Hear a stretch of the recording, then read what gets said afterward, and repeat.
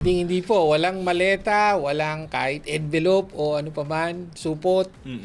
Ah, matagal na po na consistent tayo, kahit nga hindi pa tayo kongresista nung nakaraan, no, in the previous impeachment complaint.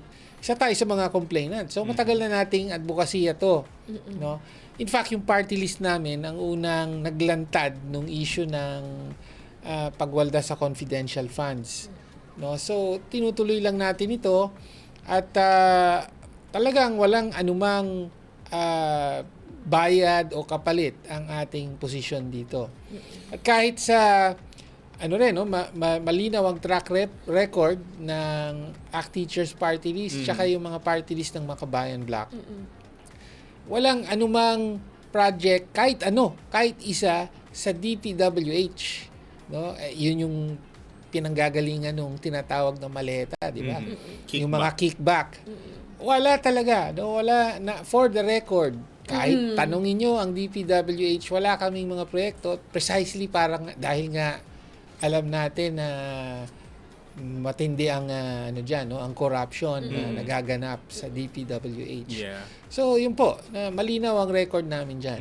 And I think one of the factor kong kaya hindi rin dapat pagbintangan yung kayo kong na nasa minority na nakatanggap ng maleta kasi considering nga na nasa minority block sila na alam nang mag-yes talaga for impeachment. Pero how about dun sa mga nasa majority kong? Sila yung medyo kailangang hilutin lalo nasa Mindanao, nasa Visayas.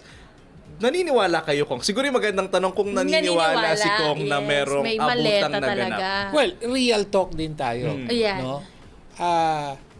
Talagang ganyan ang politika, ang kalakaran ng politika sa Pilipinas, no? So, bakit ba na tuwing may bago tayong presidente, lahat ay biglang papanig o kakampi sa presidente even though kahit posibleng nung eleksyon hindi sila sumuporta, di ba? Yung sinasabi ngang bumabalimbing.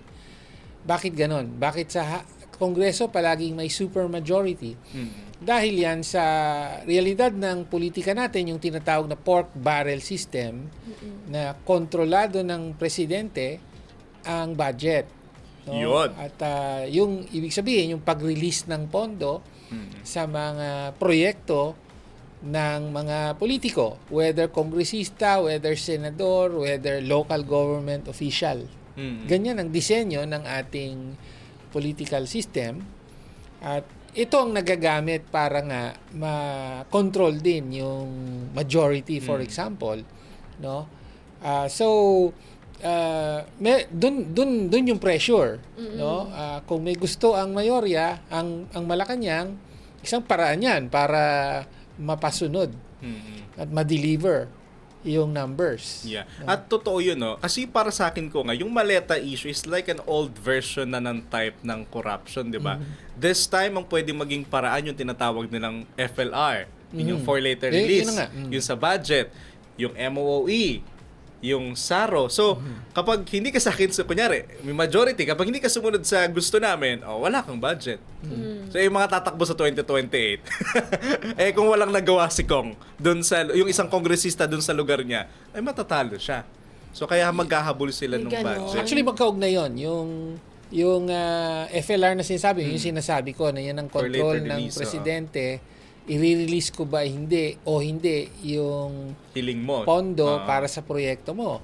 Pag inipit yan, di walang maipapakita ang congressman, for example, na anong nagawa mong, anong napatayo mo sa distrito mo.